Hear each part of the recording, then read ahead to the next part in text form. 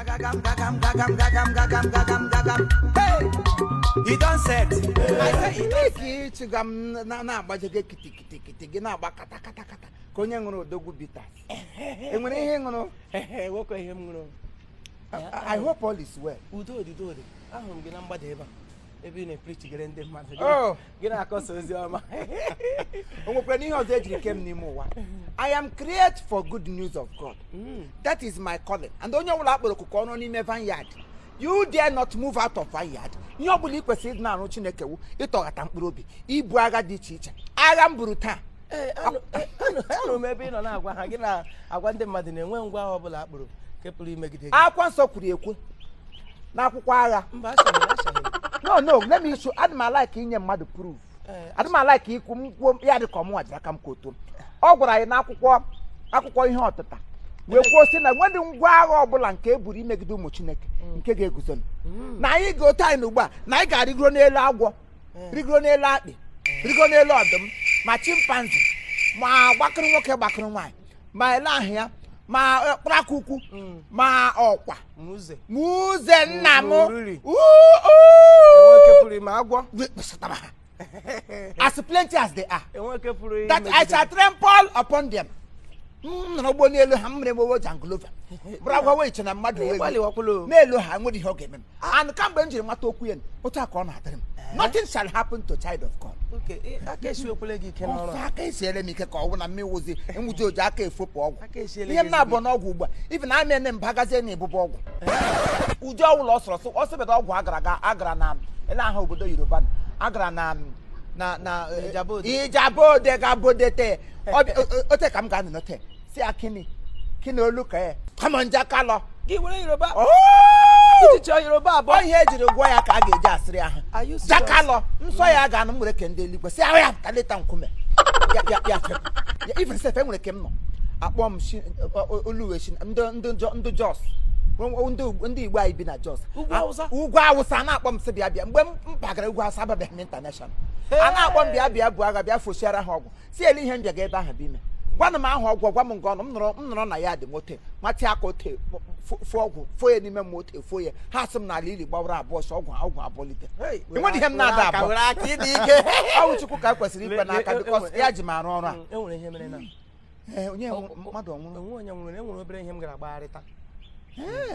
onye chere ịkụ mkpụrụ n'aka m atụnyere ya rie ọwụ ihe mkpụrụ enwere obere ọsọ gbarịta ihe a na ị na-agwa nke eziokwu dibịa nyere m ihe a enwere onye m chọrọ iji ihe egwu ahụ ọkwa pastọ mana ọ dị m ka ọ dị ike ọ dị m ka pastọ ahụ dị ike so masị m ewere nnegote ya nwanne m ewere gị lelee dị ọgwụ ka m were gị ga-eji dị ọgwụ so that onwe ihe ga-eme na mama na ebu m ụzọ wee nwanne m nene ya ja bigbogo ja obinigwe ndị ime eluigwe so ote ebuo gị agha ele otu ga-esi eji mee test ọgwụ ejiri nga aja ọgwụ why be saying everybody for family nwere onye hụrụ ị ga-eje test ọgwụ ya bụrụ mmi ọwụ testing ka m ji ga-eme asị m anyị buo n'agha kwa esi na-ebu n'ịkpa ikpe ike isi ike gara gị gburugburu isi ike zuru gị ahụ n'ụwa anyị buo agha ime ihe mere nụ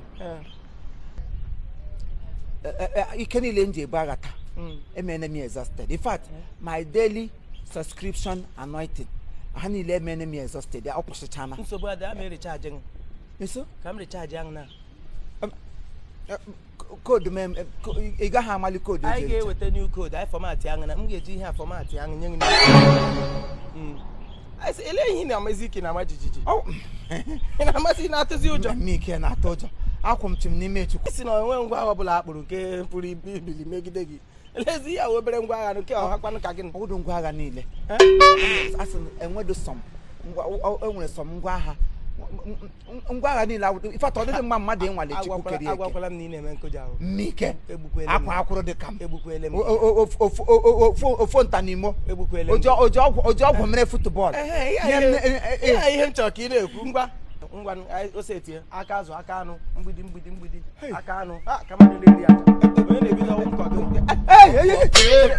ime ihe mere hapụdala aka azụ na aka anụ ka anyị bido ute aka Chukwu ngwanụ ịgaba mgbidi ga-adị fa ọ bụrụ na ihe ala nga ya emebe ọkwa nso ọba junction ka ọ ga-awe malite ha n'obi ka ụba na-agbapụta anya ọbara izi kamalụ na-eri aja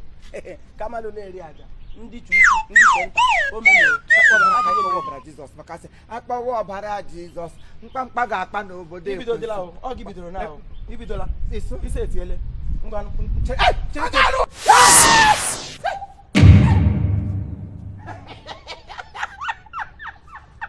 ọbara nke abara bilite ka ime nke gị Ele ihe mere m ihe a ọwa agụrụ ka ọ bụ kwatụ agụrụ bịa bilite ka m nyere gị aka akwa ọbara akwa nke abara mpa ihe awa amantin bughara m anointing budara gị ọ mmiri ga aka m daa n'onwe m ọ bụrụ sị enwere ihe ịdị sọ na anointing budara gị ọ bụrụ sị enwere ihe dị n'onwe ngwa ka anyị cheke isi ọwa anointing kamalụ ukwu kamalụ nta janja ndundum ọ sị na ọwa agụrụ ụnụ nụra na ya na ọ sị na ọwa agụrụ kwaturu ya ka anyị lelee ma ọwa agụrụ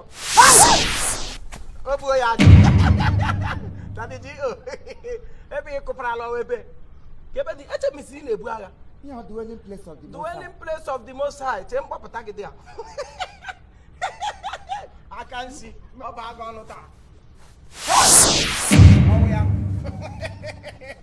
ebube ya bugharịwa gị ọnwụ ya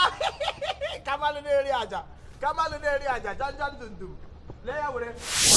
a ọnwụ ya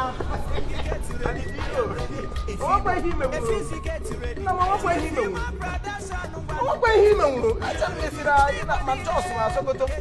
ị na-akpa ike na-agagharị nke na-emezi ndị ekwukwe gị ebe ahụ ebukwele m gị ebe a ebukwele m ele ebe ị na-aga